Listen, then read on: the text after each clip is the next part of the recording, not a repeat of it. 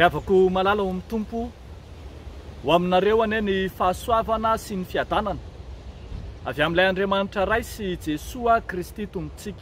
Amen. Andriamanitra ihany no mampitafy fifaliana antsika. Andriamanitra ihany no mampitafy fifaliana antsika.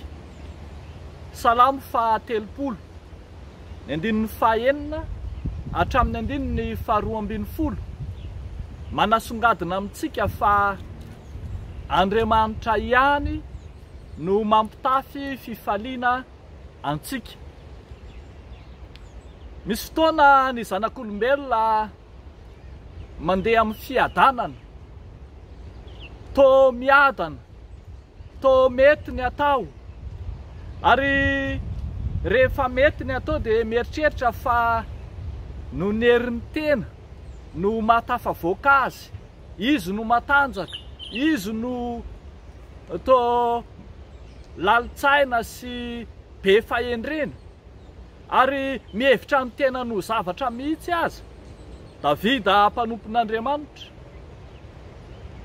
tao amin'ny heriny manontolo, na hery ara-tafika, na hery ara-miaramila, nihevy tena ho matanjaka, dia miteny eto amin'ny salamo izay ataony eto manao hoe: raha mbola niady anao dia tsy angozohozo mandrakizay. Ohatrany te hiteny hoe tsisy mahakasika azany eto, tsisy mahozongozona zany eto. Niadana izy saingy tsy nanam-pifaliana, fa nahatsiaro kosa izy fa rehefa tody zavatsarotra, nandalo ny aloko ny fahafatesana, nandalo aretina, zohy pahoriana izy ka toy ny maty mihitsy aza, dia tsy navonjy azy ny herin'ny tenany, tsy nanavitra azy ilay heverina fa ho tanjany teo aloha. Tô malemy indray ary izy, ary tsapany tao anatin'izay fa Andriamanitra ihany, tsy misy afa-tsy Andriamanitra no mahavitra azy.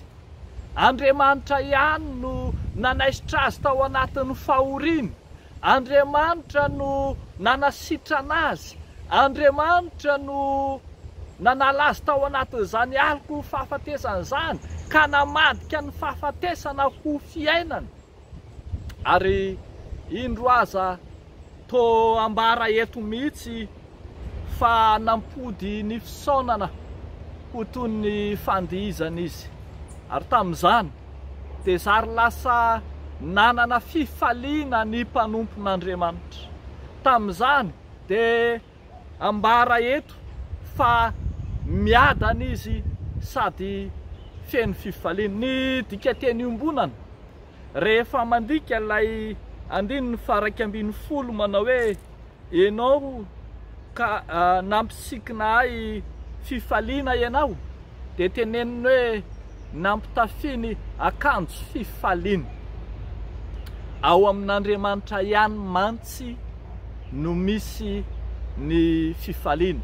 Ao isika no sady miadana no mifaly.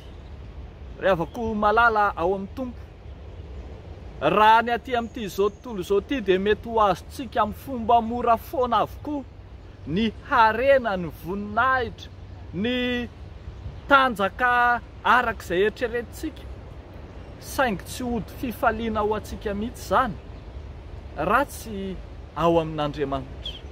Andriamanitra no mampody fifaliana ny fahombiazantsika, Andriamanitra no mampody fifaliana ny fiadanana ananantsika, Andriamanitra no mampody fifaliana izay rehetra tanjaka sy hery ananantsika.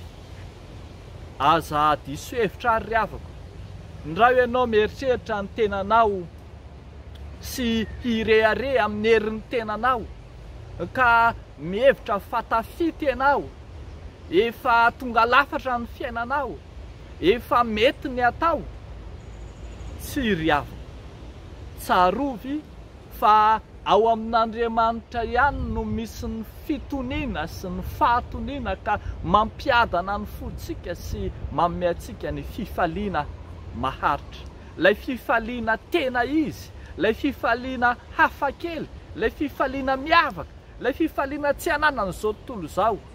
Io ilay fiadanam-po, fiadanana anaty, ilay fiadanana tsy enjehan'ny eritreritra, ilay fiadanana mahazo mandry ivon'ny vato fa tsy mandry andriranatsy tahaka ny fiadanany zao tontolo zao. Ry havako malala, eto eo amin'Andriamanitra ny fifalinao dia azo ny fifaliana tanteraka, ilay fifaliana tena izy ianao.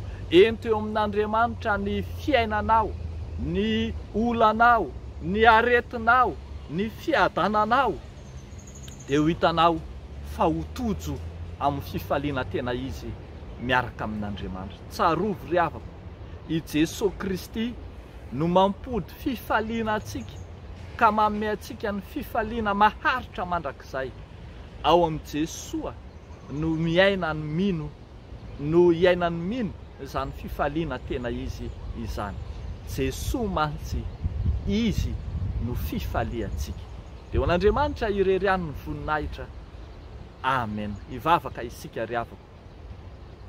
Tompo rainay Andriamanitra, misaotra anao zahay fa raha nandeha namaky ny afo sy ny rano izay dia ianao no mitondranay eo amin'ny fifaliana mahatretrika.